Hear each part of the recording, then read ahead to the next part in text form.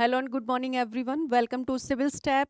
सो आज की हमारी जो क्लास है, जैसा कि आपको पता है, हमारे इंस्टीट्यूट सिविल स्टेप आईएएस ने सर्वाधार इनिशिएटिव चलाया है आप लोगों के लिए, जिसमें आज हमारा है day 32, right. Science and technology का आज हम लोग करंट अफेयर करने वाले हैं, जो हमारे पिछले वीक के करंट अफेयर रहे हैं, जो मोस्ट इम्पोर्टेंट करंट अफेयर रहे हैं, उनको हम लोग यहाँ पर डिस्कस करेंगे। जो science and technology general science के भी कुछ पोर्शन के सवाल होते हैं, वो भी मैं आपके साथ यहाँ पर डिस्कस करती हूँ, राइट। सो हम लोग अपनी क्लास शुरू कर लेते हैं। ओके, उसके पहले मैं आपको एक चीज़ बता देती हूँ कि हम लोग जो यहाँ पर न्यूज़ डिस्कस करते हैं, जो हम लोग यहाँ पर करंट अफेयर डिस्कस करते हैं, उनको हमने अलग अलग सोर्सेज से लिया है, राइट। और ये जो सोर्सेज हैं वो मैं आपके साथ डिस्कस कर लेती हूँ। वो है the Hindu, Economic Times, PRS, Down to Earth, Indian Express, Yojana, PIB, Live Mint and Kurukshetra जैसे ऑथेंटिक सोर्सेज से हमने यहाँ पर जो न्यूज़ हैं वो लिए हैं, जिनको हम लोग आज डिस्कस करने वाले हैं, राइट। ओके, सो सबसे पहले हम लोग देख लेते हैं आज की पहली न्यूज। और पहली न्यूज आज की क्या है?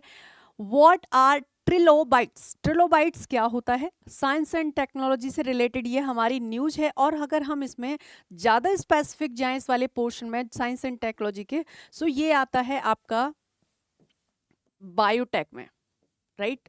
ये हमारा बायोटेक में आता है। देख लेते हैं न्यूज क्या है। उसके पहले आप देख लीजिए, द हिंदू की ये न्यूज है। और क्या है यहाँ पर? Trilobites fossils from upstate New York reveal extra set of legs. यानी कि जो ट्रिलोबाइट्स है उसके फॉसिल्स मिले हैं, उसके अवशेष मिले हैं। कहाँ पर मिले हैं उसके अवशेष? उसके अवशेष मिले हैं अपस्टेट न्यूयॉर्क, यानी कि न्यूयॉर्क के अपस्टेट में, अपर स्टेट में ट्रिलोबाइट के अवशेष मिले हैं। और उनके अवशेष बॉडी के किस पार्ट से मिले हैं? यानी कि लेग्स के, पैरों के अवशेष मिले हैं। जान लेते हैं इसके बारे में, ट्रिलोबाइट्स क्या होता है। उसके पहले हम लोग इसकी कॉन्टेक्स्ट देख लेते हैं, इसका संदर्भ देख लेते हैं। वैसे हमें पता चल गया है, क्योंकि इसके अवशेष मिले हैं इसलिए ये चर्चा में है। और हम यहाँ पर इसको जान लेते हैं।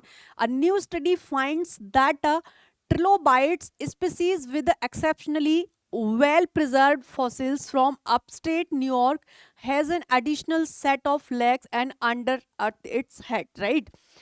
एक चीज आप यहाँ पर समझ लो कि ये कहाँ पर, न्यूयॉर्क के अपर स्टेट में इसके फॉसिल्स मिले हैं ट्रिलोबाइट्स के, राइट। दूसरी चीज यहाँ पर क्या है, एक नए अध्ययन में ऐसा पाया गया है कि ये जो प्रजाति है ये exceptionally well preserved fossils from, यानी कि बहुत ही अच्छे तरीके से प्रिजर्व्ड ये मिले हैं अवशेष जो है, right.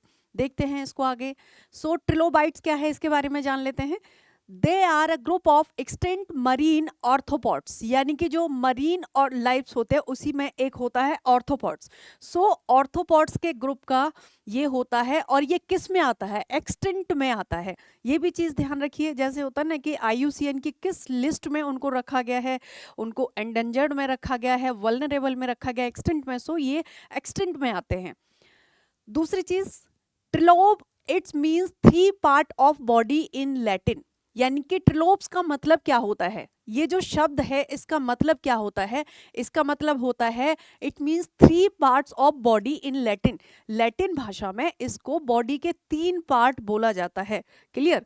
And they first appeared around 521 million years ago, shortly after the beginning of the Cambrian periods, and living through the majority of Paleozoic era for nearly 300 million ago. So आप एक चीज यहाँ पर ये देखो कि सबसे पहले कब अपीयर्ड हुए थे? लगभग 521 मिलियन ईयर्स पहले, and shortly after the beginning of the Cambrian period. और ये लगभग जो कैम्ब्रियन पीरियड शुरू हुआ था उसी के कुछ समय बाद की बात है। And living through the majority of the Paleozoic era, और इसमें से ज़्यादातर जो मेजॉरिटी थी वो पैलोजोइक एरा में। आपने ज्योग्राफी में पढ़ा होगा, जो ये हमारे एरा होते हैं, पीरियड्स, एपोच, इनका क्लासिफिकेशन, राइट। सो जब मैं कैम्ब्रियन पीरियड की बात कर रही हूँ, जब मैं पैलोजोइक पीरियड की बात कर रही हूँ, तो यूपीएससी का विद्यार्थी होने के नाते, यूपीएससी एस्पिरेंट होने के नाते मैं आपसे ये उम्मीद करती हूँ कि आपको पैलोजोइक एरा, कैम्ब्रियन पीरियड, इन सारी चीज़ों के बारे में पता होगा जो हम यहाँ पर पढ़ रहे हैं, राइट। आगे हम देख लेते हैं। They died out at the end of the Permian, और ये परमीनियन के खत्म होते होते समय पर क्या हो रहा था, इसके एंड टाइम पर इनकी मृत्यु हो गई थी। And 251 million years ago killed by the end Permian mass extension event that removed over 90% of all species from the earth. और आप ये मान करके चलो कि जब परमीनियन मास एक्सटेंशन हुआ उस समय पर क्या हुआ कि इस प्रजाति का पृथ्वी से लगभग 90% एक्सटेंशन हो चुका था, ये गायब हो चुके थे। क्लियर? आगे देख ले हम यहाँ पर इनके फीचर्स के बारे में बात कर लेते हैं कि इनके फीचर्स क्या है, इनकी विशेषता क्या है। सो देखते हैं, they are recognised by their distinctive 3 lobed यानी कि 3 सेगमेंटेड फॉर्म्स। जैसे कि अभी हमने देखा लैटिन भाषा में 3 लोब को बॉडी के 3 पार्ट्स माना जाता है, कहा जाता है। सो ये इसकी विशेषता है कि they are recognised by their distinctive 3 lobed, यानी कि बॉडी के 3 अलग अलग हिस्सों के रूप में इनको जाना जाता है, ये इनकी विशेषता है। Clear? Trilobites, like other arthropods, had an external skeleton called the exoskeleton and composed of the sithineous material, यानी कि इनका एक एक्सटर्नल स्केलेटन होता है जिसको ये एक्सोस्केलेटन कहते हैं, राइट? ये एक चीज है कंपोज्ड, एंड बने किससे होते हैं? ये बने होते हैं सिथेनियस मटेरियल से। And trilobites periodically shed their exoskeleton and accommodate growth. This process is called molting। और ये जो प्रोसेस होती है ये क्या कहलाती है? ये मोल्टन कहलाती है।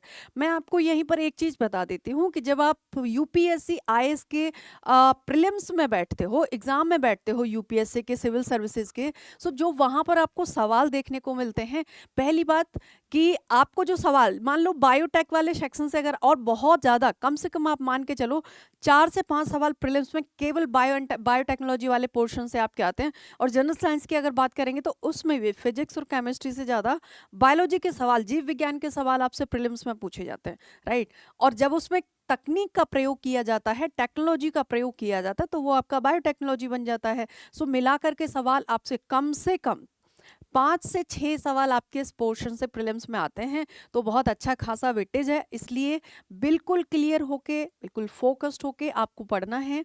दूसरी चीज, जो भी चीज कंटिन्यूस न्यूज में है, क्योंकि आपको 2025 में प्रीलिम्स में बैठना है, ठीक है? सो जो भी चीजें न्यूज में चल रही हैं, मोस्ट इंपॉर्टेंट जो आपके एग्जाम से रिलेटेड हैं, हमारे प्लेटफॉर्म सिविल स्टैप आईएएस पर आपको वो subject wise, day wise current affair के माध्यम से मिल रही हैं। आप लोगों को क्या करना है? नोट्स बना लेने हैं और बराबर लगातार रिवीजन करना है ना, ताकि कोई प्रॉब्लम आपको यहाँ पर ना रहे। आगे देख लेते हैं हम इसके बारे में। So most fossil trilobites are actually fossils trilobites mould, यानी कि ज्यादातर जो फॉसिल्स होते हैं ट्रिलोबाइट्स, उनको फॉसिल ट्रिलोबाइट्स मोल्ड कहा जाता है। Clear? Trilobites were the first group of animals in the animal kingdom to develop complex eyes। और एक और चीज, ये जो ट्रिलोबाइट्स होते हैं, ये क्या होता है? पहला ग्रुप ऐसा था इसमें एनिमल्स का, जिसमें एनिमल किंगडम में, जब हम किंगडम आपने बायोलॉजी में पढ़ा होगा, उसमें जिनमें कि कॉम्प्लेक्स आईज का निर्माण हुआ था, डेवलप हुआ था, विकास हुआ था। Clear? They were also one of the first organism to develop multiple appendigrates of the moving around। और इन्हीं में ये पहले ऐसे जीव थे जिनमें कि चारों तरफ घूमने के लिए बहुत सारे यहाँ पर एपेंडिग्रेट्स का निर्माण हुआ था कि वो हर तरीके में मूवमेंट कर सकते हैं, राइट? दूसरी चीज, सम ट्रिलोबाइट्स कुड स्विम, और कुछ तो ऐसे थे जो तैर भी सकते थे। एंड अदर बोरोड और क्रोल्ड अराउंड द मडी फ्लोर्स, और दूसरे रेंग सकते थे, जो मडी फ्लोर होता है जहाँ पर कीचड़ होता है, दलदली भूमि होती है, right? And the smallest trilobites fossils are a centimetre or less in a size, यानी कि जो छोटे छोटे ट्रिलोबाइट्स होते हैं वो कुछ सेंटीमीटर के हो सकते हैं या फिर उससे भी छोटे हो सकते हैं साइज में।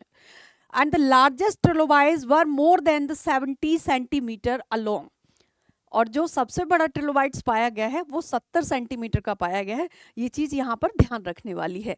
आगे देख लेते हैं। ओके, अभी हमने देखा था कि जो ट्रिलोबाइट्स होता है ये ऑर्थोपॉड फैमिली का है। सो अब हम यहाँ पर ये देख लेते हैं कि जो ऑर्थ्रोपॉड्स है ये क्या है, इनके बारे में जान लेते हैं। ऑर्थ्रोपॉड्स are invertebrate with a hard skeleton and the segmented body and jointed appendix, and they make up to 75% of all animals on the earth। यानी कि पृथ्वी पर जितने भी जीव हैं, एनिमल्स हैं, जंतु हैं, उनका 75% ऑर्थोपॉड्स बनाते हैं। सो ये बहुत बड़ा एक किंगडम है, एक साम्राज्य है जिसके अंतर ये आते हैं। And orthopods are represent every habitat on earth shows a great variety of adaptation and arthropods are divided into 4 major group। और इनको अलग अलग 4 भागों में बांटा जाता है। वो कौन से 4 ग्रुप होते हैं इंसेक्ट्स को जो बांटा जाता है? पहला होता है यहाँ पर आपका मारियोपोड्स। इसमें क्या होता है? Including centipedes and the millipedes. और एक आपका होता है यहाँ पर, एक इंसेक्ट्स होता है, दूसरा होता है मारियोपिड्स, तीसरा होता है आर्कनिड्स, और चौथा यहाँ पर होता है आपका क्रिस्टेक्सिन। सो इनको ऑर्थोपॉड्स को 4 अलग अलग ग्रुप्स में बांटा जाता है। ये चीज आपकी यहाँ पर ध्यान रखने के लिए है।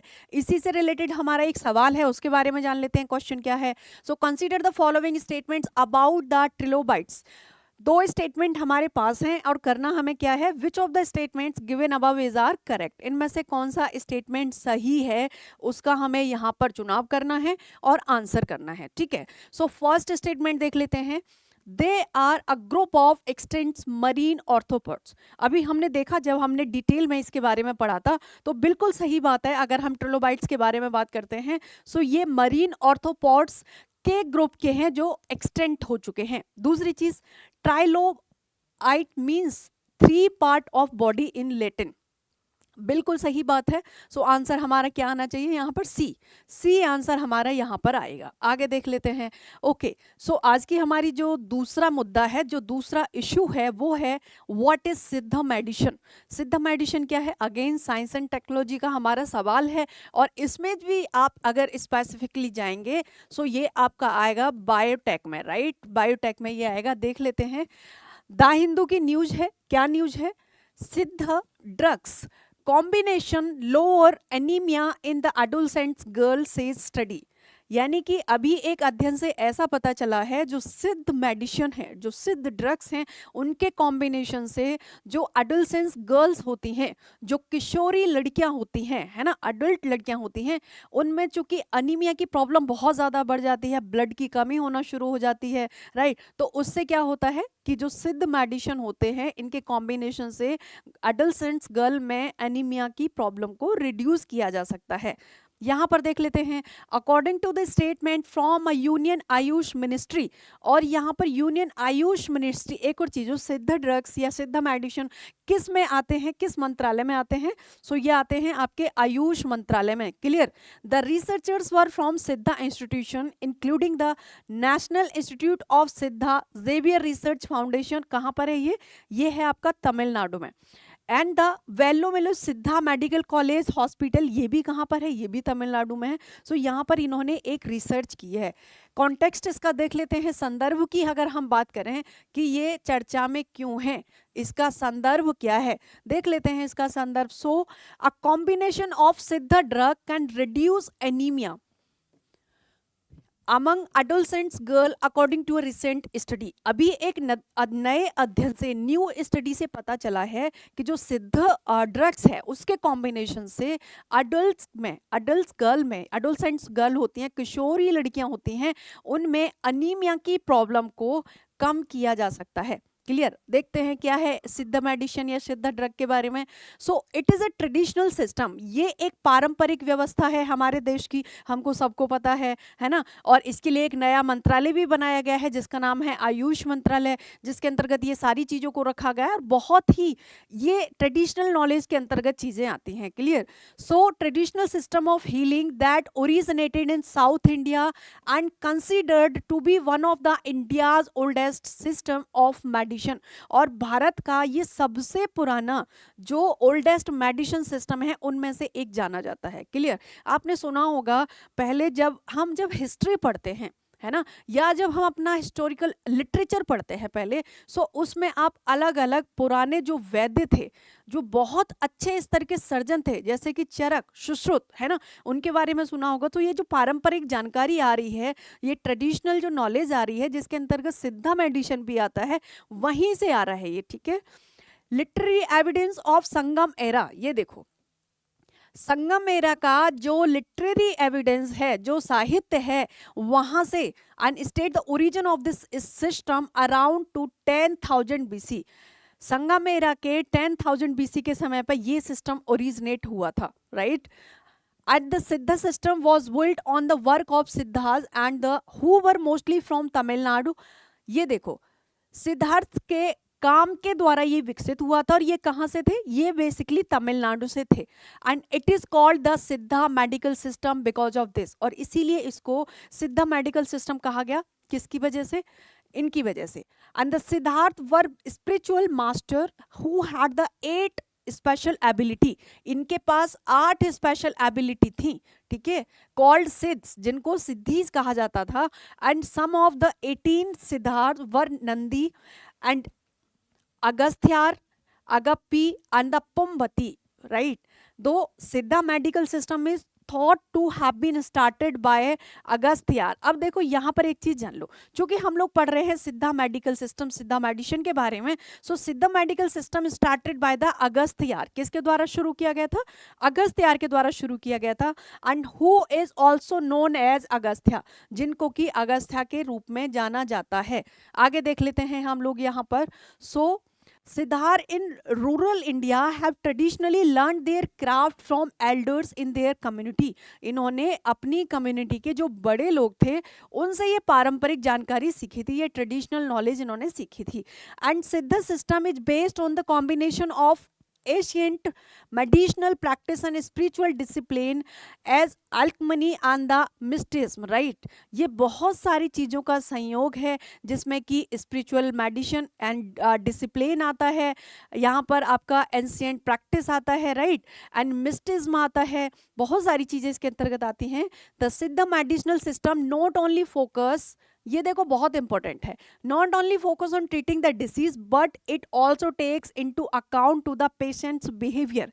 ये केवल बीमारी ठीक नहीं करता है जो सिद्ध मेडिकल सिस्टम है, ये पर्सन के, पेशेंट के बिहेवियर को भी रीड करता है, बिहेवियर को भी अच्छा करता है। And environmental aspects, age, habits and the physical conditions को भी ये ट्रीट करता है। सो केवल बीमारी को ट्रीट करने पर फोकस नहीं है Siddha medical system. And it is based on principles of the पंच महाभूतम, 5 बेसिक एलिमेंट्स, 96 तथावस्तु प्रिंसिपल्स एंड द मुक्कुतरम 3 humors and the 6 arusu, 6 taste and soil, fire, water, sky and the air are the 5 elements that सिद्धा practitioners, जो भी सिद्धा practitioner थे वो believe करते थे can be found in everything from food to humor of the human body to herbal animals and the inorganic chemical substances sulfur, mercury। यानी कि ये जो पंच महाभूत थे उसमें आता है soil, fire, water, sky and air, ये कहीं पर भी पाए जा सकते हैं, ये इनका बिलीफ सिस्टम था, right. And these have therapeutic potential and can be employed in the treatment of many illness. इससे बहुत सारी इलनेस का, बीमारियों का इलाज किया जा सकता है। यहाँ पर आप देखेंगे ये सिद्धा मेडिसिन के अंतर्गत बहुत सारी जड़ी बूटियाँ, जो पारंपरिक ज्ञान होता है हमारे भारत में, हमारे देश में, जो कि बहुत प्राचीन समय से चला आ रहा है, वो अभी तक कंटिन्यू है क्योंकि लोग उसको सीख रहे हैं। अब जब से आयुष मंत्रालय बना है तो इस चीज़ को बहुत ज़्यादा बढ़ावा दिया जा रहा है, जो हमारे देश की पारंपरिक ज्ञान था, पारंपरिक नॉलेज थी, ठीक है। आगे देख लेते हैं हम इसको। एक चीज और, हमने जब पढ़ा था कि सिद्ध ड्रग्स कॉम्बिनेशन क्या रिड्यूस करता है, लोअर करता है एनीमिया को किशोरियों में, है ना, अडल्ट गर्ल्स में। सो यहाँ पर हम देखेंगे एनीमिया क्या है, तो आपको ये तो पता है एक तरीके की बीमारी है, एक तरीके की डेफिशिएंसी है बॉडी में, और ये ह्यूमन बीइंग की बॉडी में डेफिशिएंसी होती है, गर्ल्स या फिर मेल से इसका फर्क नहीं पड़ता है, बट यहाँ पर स्पेसिफिक गर्ल्स की बात आई थी क्योंकि ये जो प्रॉब्लम होती है एनीमिया वाली, ये लड़कियों को होना शुरू हो जाती है जब वो अपने एडल्ट स्टेज में एंटर करती हैं, ठीक है। So anaemia is a problem of not having enough healthy red blood cells. इसमें क्या होता है, जो आरबीसी होती हैं, जो रेड ब्लड सेल्स होते हैं, वो हमारे ब्लड में इनफ नहीं होते हैं, और हीमोग्लोबिन, है ना, रेड ब्लड सेल्स और हीमोग्लोबिन पर्याप्त मात्रा में नहीं होता है, ये प्रॉब्लम होती है एनीमिया। और इसकी वजह से क्या होता है, to carry oxygen to the body, इसकी वजह से बॉडी में, पूरी बॉडी में जो ब्लड होता है वो ऑक्सीजन वहन करने की क्षमता अपनी धीरे धीरे खत्म कर देता है। आपने ये पढ़ा होगा कि जब हमारी बॉडी में हीमोग्लोबिन पर्याप्त मात्रा में होता है, रेड ब्लड सेल्स होते हैं, क्योंकि उनके माध्यम, हीमोग्लोबिन के माध्यम से ही बॉडी में ऑक्सीजन की मात्रा को जो रक्त है वो वहन करता है, कैरी करता है बॉडी के अलग अलग पार्ट्स तक, ठीक है। और जब हीमोग्लोबिन ही कम हो जाएगा तो फिर क्या होगा, बॉडी के डिफरेंट टिश्यूज तक ऑक्सीजन की मात्रा नहीं पहुंचेगी, क्योंकि ब्लड के अंदर वो क्षमता ही नहीं होगी। जो प्रोटीन है हीमोग्लोबिन, जब उसकी कमी होना शुरू हो जाती है तो ये प्रॉब्लम होना शुरू हो जाती है, right.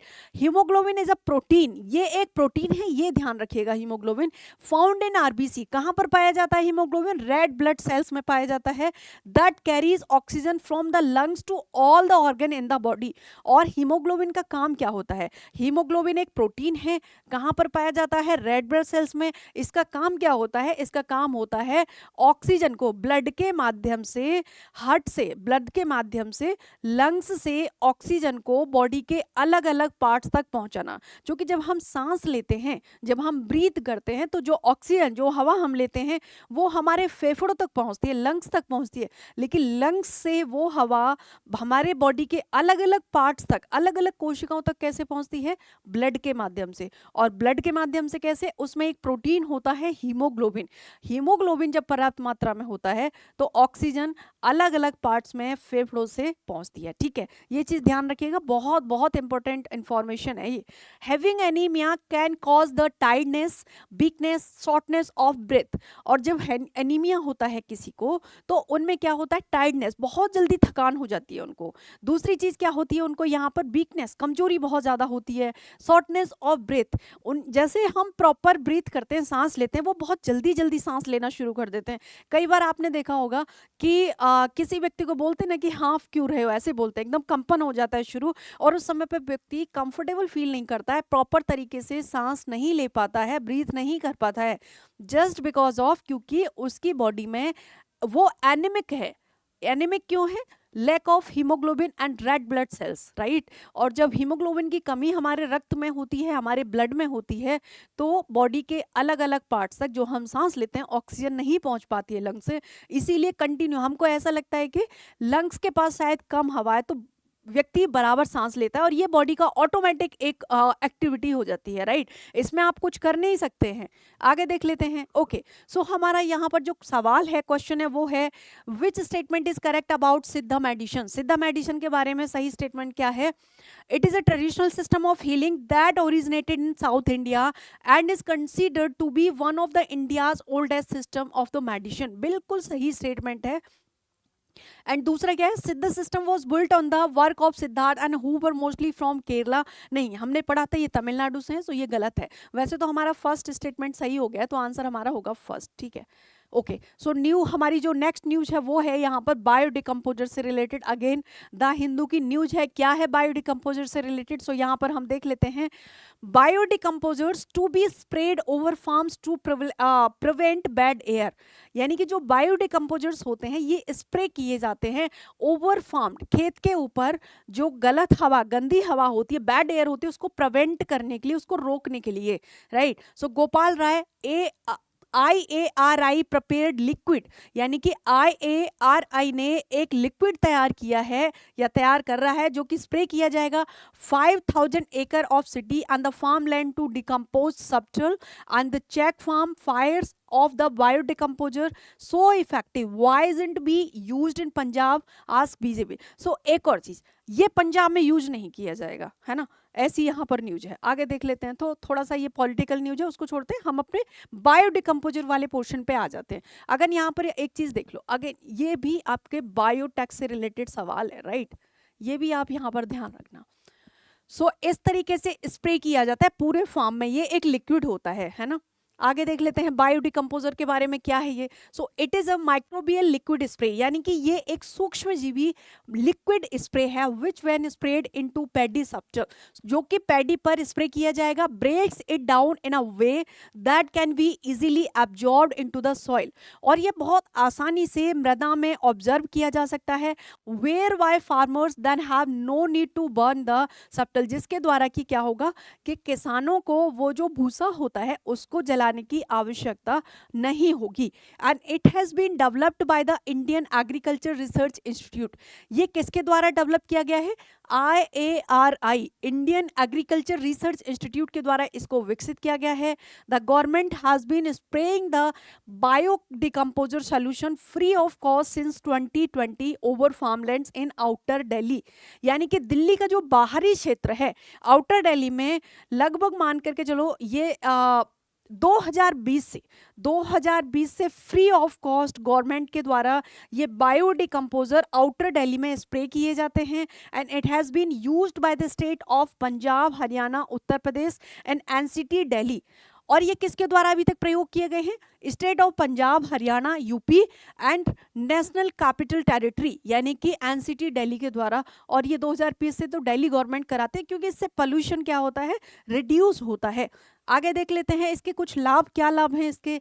Bye spraying biodecomposer farmers won't need to burn their paddy stubble. यानी कि इसके द्वारा क्या होगा, अगर इस बायोडिकम्पोजर को स्प्रे किया जाएगा तो इसके बाद फिर जो घास होता है ना, जो भूसा होता है, उसको जलाने की आवश्यकता किसानों को नहीं होगी। और जब उसको नहीं जलाएंगे तो प्रदूषण नहीं होगा। क्योंकि अब जो टाइम आने वाला है जैसे कि सितंबर, अक्टूबर, नवंबर, इस समय पर बहुत ज़्यादा पोल्यूशन दिल्ली में होना शुरू हो जाता है ना। सो ये बहुत सारी चीज़ों के लिए, और अब देखो चर्चा में भी है, सो ध्यान रखना है इस चीज़ को। Which will not only help in reducing pollution, ये केवल रिड्यूस पोल्यूशन को कम करने में मदद नहीं करता है, but also increase soil fertility, ये मृदा की उर्वरता को भी बढ़ाता है। सो इसके तो दो फायदे हो गए हैं, ये भी चीज ध्यान रखनी है। It use enrich soil with organic carbon and nutrient soil biological and the physical property, right. It is an efficient and effective, cheaper, dual and practical techniques to stop subtle burning and it is an eco-friendly, यानी कि ये एक eco-friendly है, environment friendly है and the useful technology है basically। So ये बहुत ही अच्छी टेक्नोलॉजी है किसानों के लिए और बहुत ज़्यादा चांस हैं कि इसके हमारे एग्जाम में आने के। सो हमें ये ध्यान रखना है, अच्छे से पढ़ना है। देखो कोई भी चीज़ जो आपको ऐसी लग रही है ना कि ये डेली, और एक चीज़ आप देखना, पेपर एनालिसिस जब आप करते हैं प्रीलिम्स का, या किया होगा, जिन्होंने नहीं किया है वो जरूर कर लो, राइट। सो अगर आपने पेपर एनालिसिस नहीं किया है तो जरूर करिएगा और आप वहां देखेंगे कि मोस्टली सवाल जो आते हैं, जो वर्ड्स पर आपके न्यूज़पेपर में मुद्दे रहते हैं, टॉपिक्स होते हैं, कुछ न्यू वर्ड्स आते हैं, उन्हीं से सवाल पूछे जाते हैं। और ज़्यादातर चीज़ें पता कैसी होती हैं, हमारी डेली लाइफ से रिलेटेड चीज़ें होती हैं। एक चीज़ ये ध्यान रख, चाहे किसी भी पोर्शन से सवाल आएगा, हमारी डेली लाइफ से रिलेटेड सवाल होते हैं। इवन स्टार्टिंग पोर्शन से भी अगर सवाल पूछा जाता है ना, जैसे ज्योग्राफी में पूछा जाता है, बट उसको कनेक्ट किया जाता है डेली लाइफ से कि ये हमारे दैनिक दिनचर्या पर, दैनिक जीवन पर, या एक मनुष्य के जीवन को कैसे प्रभावित कर सकता है। सो ये चीज़ आपको ध्यान रखनी है पेपर एनालिसिस करते समय। अभी हम देख लेते हैं माइक्रोब्स। माइक्रोब्स क्या होते हैं? So these are tiny living things, ये बहुत छोटे छोटे जीव होते हैं, है ना, that are found in all around us, जो कि हमारे चारों तरफ ये पाए जाते हैं। Also known as micro organism, और इनको सूक्ष्म जीवी कहा जाता है। They are too small to be seen by the naked eyes, और इनको हम ऐसे अपनी नेक्ड आइज से नहीं देख सकते, इनको माइक्रोस्कोप के द्वारा देखा जाता है। क्लियर? सो ये होते हैं माइक्रोब्स। देख लेते हैं हमारा क्वेश्चन इससे related. Consider the following statements about biodecomposer. Biodecomposer क्या है, करना क्या है, सही सवाल आंसर करना है, सही स्टेटमेंट। देख लेते हैं। It has been developed by Indian agriculture research institute, बिल्कुल सही बात है। The government has been spraying the biodecomposer solution free cost since 2020 over farmland in outer Delhi, बिल्कुल सही बात है, अभी अभी हमने देखा था। आंसर हमारा इसका आएगा सी, सो आंसर होगा सी, राइट। ओके, आगे देख लेते हैं। हमारी जो नेक्स्ट न्यूज है यहाँ पर वो है न्यूमॉर्फिक कंप्यूटिंग टेक्नोलॉजी। सो न्यूमॉर्फिक कंप्यूटिंग टेक्नोलॉजी क्या होती है, साइंस एंड टेक्नोलॉजी का सवाल है। और अगर हम इसमें ज़्यादा देखो, ये चूंकि हमारे यहाँ पर न्यूमॉर्फिक की बात कर रहा है, सो यहाँ पर ये बायोटेक का सवाल भी है, राइट। दूसरी चीज आप इसको दूसरे सेक्शन में भी डाल सकते हैं क्योंकि ये कंप्यूटिंग टेक्नोलॉजी की बात करता है, सो आप इसको एक तरीके से आर्टिफिशियल इंटेलिजेंस में भी डाल सकते हैं क्योंकि ये एक थेरेपी की बात करता है, तकनीक के माध्यम से ब्रेन के इमेज की बात करता है, ब्रेन के फंक्शन की बात करता है ना। सो यहाँ पर हम लोग देख लेते हैं इसको, न्यूरोमॉर्फिक कंप्यूटिंग टेक्नोलॉजी क्या है, और ये द हिंदू की न्यूज है। So IISc scientist developed brain inspired analog computing platform capable of storing process data, यानी कि IISc के वैज्ञानिकों ने ये विकसित किया है brain inspired analog computing platform है जो कि कैपेबल है storing processing data, processing data को स्टोर करने में ये बहुत ही ज़्यादा कैपेबल है। क्या है ये, इसके बारे में जान लेते हैं। अभी हम यहाँ पर इसके कॉन्टेक्स्ट की बात कर लेते हैं, इसके संदर्भ की बात कर लेते हैं कि ये चर्चा में क्यों है। जान लेते हैं इसके कॉन्टेक्स्ट के बारे में कि ये चर्चा में क्यों है। आगे देख लेते हैं यहाँ पर, scientist at the IISc Bengaluru, यानी बेंगलुरु का एक इंस्टीट्यूट है, आपको पता है, are reporting a momentous breakthrough in the neuromorphic or the brain inspired computing technology that could potentially allow India to play in a global artificial race. यानी कि जो IISc के बेंगलुरु के वैज्ञानिक है, साइंटिस्ट है, उन्होंने रिपोर्ट किया है मोमेंटस ब्रेक थ्रू, एक बहुत ही ज़्यादा एक एक्साइटिंग न्यूज़, और वो रिसर्च क्या है, न्यूज़ क्या है कि न्यूरोमॉर्फिक या फिर ब्रेन इंस्पायर्ड कंप्यूटिंग तकनीक का ये विकास कर रहे हैं, that could be potentially allow India to play in a global artificial intelligence, और ये भारत को वैश्विक स्तर पर आर्टिफिशियल इंटेलिजेंस कृत्रिम बुद्धिमत्ता के क्षेत्र में रेस में आगे करने में बहुत ज़्यादा मदद करेगा, है ना। ये IISc के साइंटिस्ट ने ऐसा यहाँ पर अपना ये रिपोर्ट किया है। अभी हम देखेंगे न्यूरोमॉर्फिक कंप्यूटिंग तकनीक के बारे में, न्यूरोमॉर्फिक कंप्यूटिंग टेक्नोलॉजी के बारे में। क्या है ये technology? It is also known neuromorphic engineering, इसको न्यूरोमॉर्फिक इंजीनियरिंग भी कहा जाता है, is an approach to computing that mimics the way the human brain works. और ये करता क्या है, ये मिमिक करता है जैसे ह्यूमन ब्रेन, जैसे हमारा ब्रेन वर्क कर रहा है उसी के सेम ये मिमिक करता है, कॉपी करता है, ये तकनीक के माध्यम से, है ना। ऐसी ये तकनीक विकसित की जा रही है, right. And it entails designing hardware and software that simulate and the neurals synaptic structure and the functions of the brain to process information। अब यहाँ पर देखो, it entail design hardware, ऐसा हार्डवेयर और सॉफ्टवेयर विकसित किया जा रहा है that simult, यानी एक साथ न्यूरल एंड सिनेप्टिक स्ट्रक्चर के साथ मिलकर के ये काम करेगा टू ब्रेन प्रोसेस इंफॉर्मेशन के लिए, राइट। आगे देख लेते हैं। ओके, अब हम यहाँ पर ये देखेंगे ये जो न्यूरोमॉर्फिक कंप्यूटिंग टेक्नोलॉजी है ये काम कैसे करती है ना, हाउ डज इट वर्क। ये देख लेते हैं, it मोडेल्ड and the neuromorphic computing system through spiking neural network, यानी कि स्पाइकिंग न्यूरल नेटवर्क के द्वारा काम करती है। दूसरी चीज, स्पाइकिंग न्यूरल नेटवर्क क्या होता है ये भी जान लेते हैं। Spiking neural network is a type of artificial neural network, ये एक प्रकार का कृत्रिम न्यूरल नेटवर्क का प्रकार है, and composed of spiking neurons and the synapses, और ये स्पाइकिंग न्यूरॉन्स और स्पाइक नोड्स से बनकर के ये बनता है। And these spiking neurons store and process data similar to biological neurons, and with each neuron having its own charge, delayed and threshold values, right. And synapse creates pathway between the neurons and also have delayed the weight values associated with them। आप समझ सकते हैं कितना ज़्यादा important है। अब इसके हम लाभ देख लेते हैं कि लाभ क्या है। सबसे पहली बात तो अडेप्टेबिलिटी की बात करते हैं। अडेप्टेबिलिटी की बात कैसे है, क्या है? न्यूरोमॉर्फिक डिवाइस जो है designed for real time learning, बिल्कुल रियल टाइम लर्निंग ये करेगा, and continuously adapting to evolve, और लगातार ये इवॉल्व होगा, है ना। And stimulating in form of inputs and parameters, और जो भी इनपुट्स इसमें डाला जाएगा, जो भी पैरामीटर्स होंगे, उन्हीं के आधार पर ये इवॉल्व होगा, रियल टाइम ये लर्निंग भी देगा, ऐसे ये डिजाइन किया जा रहा है। दूसरी चीज, पैरेलल प्रोसेसिंग। पैरेलल प्रोसेसिंग क्या है? SNS and asynchronous nature, individual neurons can perform different operations and concurrently।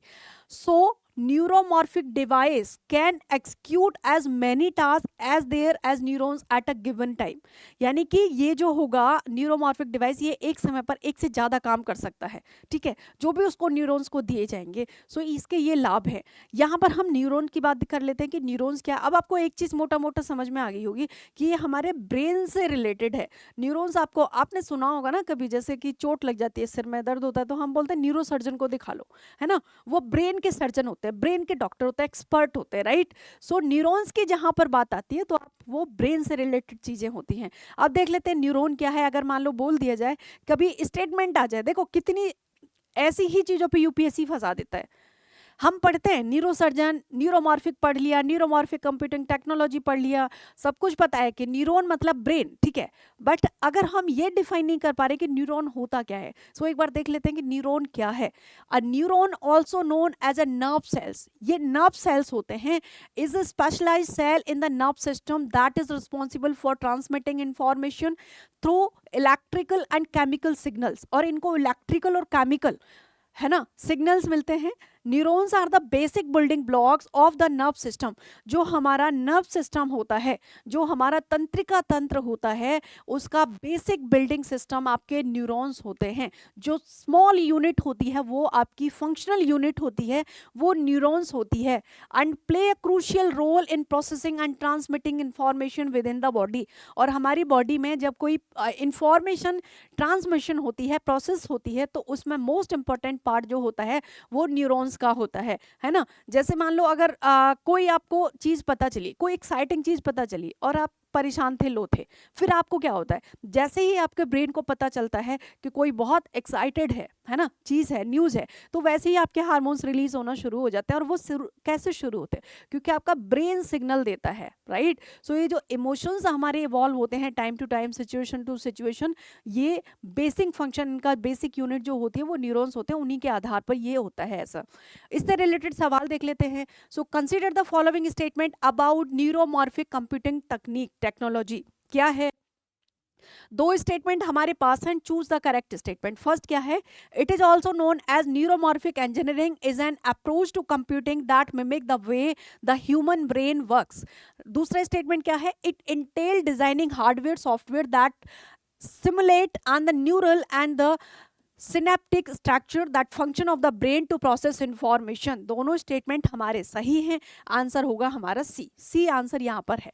Okay, सो आगे देख लेते हैं जो हमारी नेक्स्ट न्यूज है। नेक्स्ट न्यूज क्या है, vertical launch short range surface to air missile. यानी कि एक मिसाइल है जिसका नाम है वर्टिकल लॉन्च, और ये शॉर्ट रेंज की मिसाइल है, सरफेस टू एयर मिसाइल है, यानी कि सतह से हवा में टारगेट करती है ये जो मिसाइल है। डिफेंस एंड सिक्योरिटी का हमारा सवाल है, द हिंदू की न्यूज़ है, चर्चा में क्यों है। India successfully tested fight the vertical launch short range surface to air missile from the integrated test range ITR। कहाँ से, चांदीपुर से। चांदीपुर कहाँ पर है, ओडिशा कोस्ट पर है चांदीपुर। मैंने मैपिंग भी आपको अपनी पिछली क्लास में भी ऐसा ही एक न्यूज़ थी तो मैंने मैपिंग कराई थी, राइट। अभी हम देख लेते हैं about vertical launching short range surface air missile के बारे में कि क्या है ये। So it is a ship-borne weapon system designed to neutralize and the various aerial threat to close range and including sea skimming target. दूसरी बात, during the mid course flight the missile use a fiber optic and the gyroscope inertial guidance and the mechanism while the terminal phase uses active radar homes. and third हम देखेंगे it is developed by DRDO के द्वारा ये विकसित की गई है, जिसकी फुल फॉर्म क्या है, defence research development organisation. and the test was jointly carried out by the Indian Navy and Defense Research development organisation and DRDO और इंडियन नेवी के द्वारा ये जॉइंट वेंचर लाया गया है, टेस्ट किया गया है। Okay, so land and based vertical launcher against a high speed low flying aerial target. So आप देखें बहुत इंपॉर्टेंट हो जाता है ये सारी चीज़ें हमारे एग्जाम के पर्सपेक्टिव से, तो इसलिए हम, और एक चीज़ और, जैसे हमने यहाँ चांदीपुर पढ़ा, तो करना क्या होता है हमको, यूपीएससी की तैयारी में विशेष तौर पर हमको क्या करना होता है, हमको कनेक्ट करके पढ़ना होता है चीज़ों को, है ना। हमारे जो सब्जेक्ट्स हैं वो इंटर रिलेटेड हैं, राइट। एक सब्जेक्ट को आप दूसरे सब्जेक्ट से कनेक्ट करके पढ़ना होता है। सो उस तरीके से आपकी जो तैयारी होती है वो एक सही डायरेक्शन में जाती है, एक सही ट्रैक पर जाती है। आगे देखते हैं, इसके फीचर्स देख लेते हैं। So it is designed for neutralizing various airborne threats at closer range, including the aircraft, helicopters, drone, and the incoming missile. And it is equipped with advanced guided missile system, cutting edge technology का इसमें प्रयोग किया गया है, that provide enhanced agility to precision and the targeting. And its weight, अगर आप इसके wait की बात करते हैं तो 170 kg है। एंड यूज्ड सॉलिड प्रोपेलेंट्स, और ये ठोस प्रणोदकों का प्रयोग करता है, ठोस प्रणोदकों का प्रयोग करता है, solid propellant, right.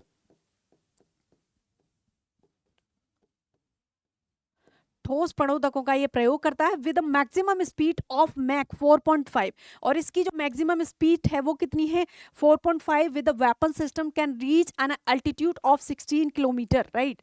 So the successful demonstration of this system further strengthen India's air defence capabilities in maritime operations.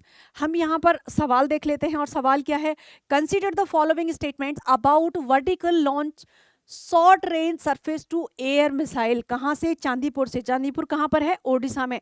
किस किसने मिलकर के ये संयुक्त रूप से लॉन्च की है, टेस्ट किया है, इंडियन नेवी और डीआरडीओ ने मिलकर के, राइट। सो इसका स्टेटमेंट हमें क्या करना है, सही स्टेटमेंट का चुनाव करना है। देख लेते हैं, it is a ship borne weapon system design to neutralized various aerial threats at closer range including sea skimming target. सही स्टेटमेंट है। डेवलप्ड बाय डीआरडीओ, डीआरडीओ के द्वारा ये डेवलप किया गया है। सो बिल्कुल सही स्टेटमेंट है। आंसर हमारा होगा सी, आंसर हमारा होगा यहाँ पर सी।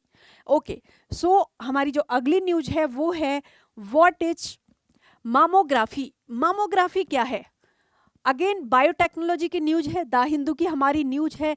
क्या न्यूज है, calcium buildup in the breast arteries detected by mammography, यानी कि मामोग्राफी के द्वारा। ये तो पता चल गया आपको, ये एक प्रकार का टेस्ट होता है ना, ये एक प्रकार का टेस्ट होता है। और कैसा, एक्सरे टेस्ट होता है ये एक प्रकार का, राइट। सो मामोग्राफी के द्वारा जो ब्रेस्ट आर्टरीज में, ब्रेस्ट की धमनियों में कैल्शियम जमा हो जाता है, उसको डिटेक्ट किया जाता है। And high risk for the heart disease, और ये क्या इंडिकेट करता है, जब ब्रेस्ट आर्टरीज में कैल्शियम जमा हो जाता है और वो बाय मामोग्राफी के द्वारा डिटेक्ट किया जाता है, तो ये इंडिकेट करता है हार्ट डिसीज को, हृदय रोग को, right. And to reach the teams reported certainly. आगे हम देख लेते हैं अबाउट मामोग्राफी के बारे में कि ये टेस्ट है क्या।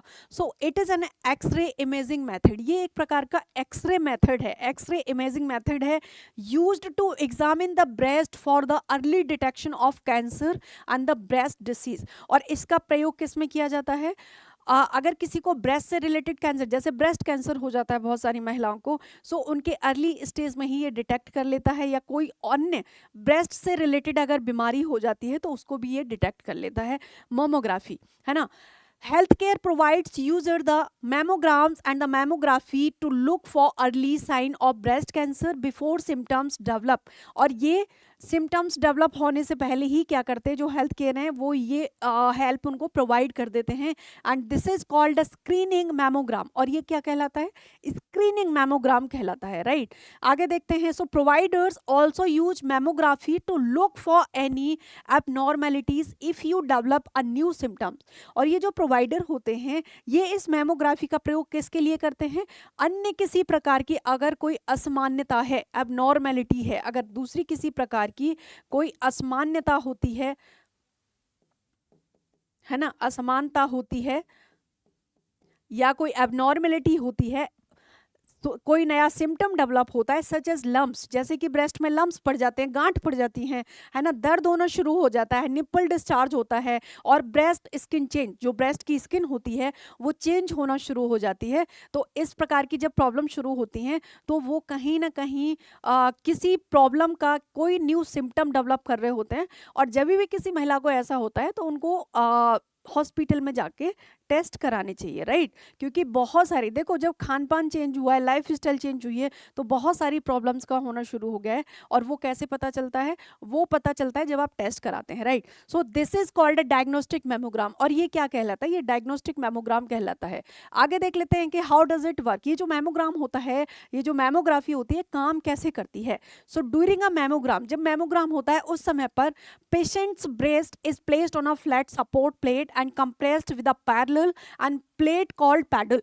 यानी कि जब ये काम कैसे करता है? So patient during mammography patient के ब्रेस्ट को एक प्लेन जगह पर, एक फ्लैट जगह पर प्लेस किया जाता है, रखा जाता है, और उसको कंप्रेस किया जाता है, उसको दबाया जाता है उनके इंस्ट्रूमेंट के माध्यम से।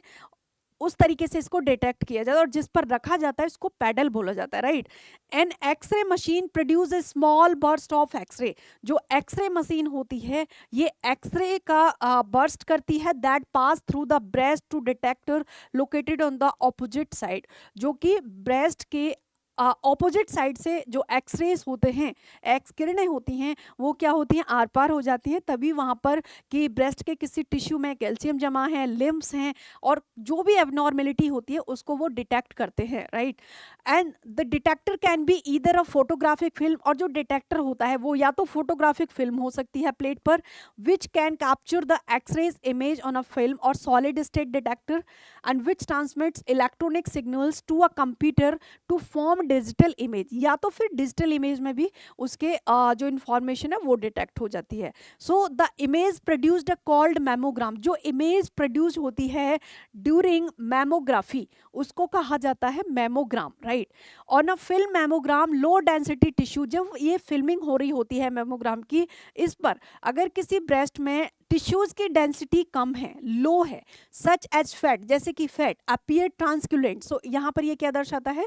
ट्रांसक्यूलेंट्स and darker shade of grey approaching. और इस समय पर अगर डार्कर शेड है, so approaching the black background, where area dense tissue, जहां पर की टिश्यू अधिक है, such as connective and the glandular tissue और ट्यूमर अपीयर्स वाइटर और a grey background, right.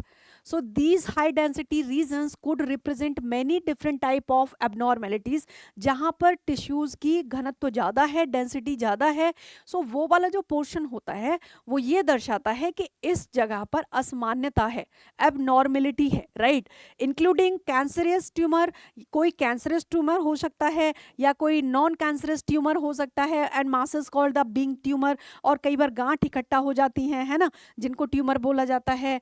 And fibro एडोनोमास हो सकता है, या फिर कोई कॉम्प्लेक्स सिस्ट हो सकता है, गांठ हो सकती है, ये यहाँ पर होता है। अभी हम ट्यूमर की बात कर रहे थे, तो ट्यूमर क्या होता है ये देख लेते हैं। So tumours are group of abnormal cell, यानी कि बहुत सारी असामान्य सेलों का, कोशिकाओं का जो ग्रुप होता है, जो संगठन होता है, उसको आप ट्यूमर बोलते हैं। दैट फॉर्म लम्प्स, जो कि लम्प्स के फॉर्म में हो सकता है ना, या ग्रोथ कर सकता है। And they can start in any of the trillion cell in a body. और हमारी कोशिका, हमारे शरीर की किसी भी कोशिका में ये जो प्रोसेस है वो शुरू हो सकता है।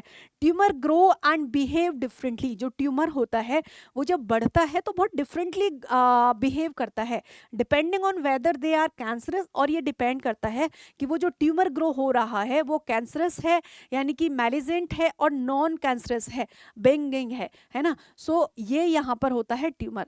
ओके, सो इससे रिलेटेड हम सवाल देख लेते हैं। Consider the following statement about the mammography. Mammography से रिलेटेड सवाल देखते हैं क्या है। करेक्ट स्टेटमेंट का चुनाव करना है। फर्स्ट स्टेटमेंट क्या है? It is an x ray imaging method used to examine the breast for the early detection of cancer and other breast disease. बिल्कुल सही स्टेटमेंट है। दूसरा क्या है?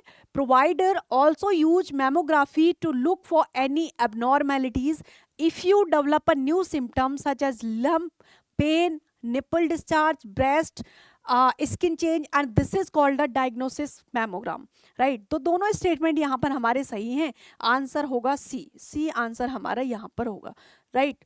ओके, सो आज की क्लास हमारी यहीं पर ख़त्म होती है। हम लोग मिलेंगे नेक्स्ट वीक अपनी नेक्स्ट क्लास में।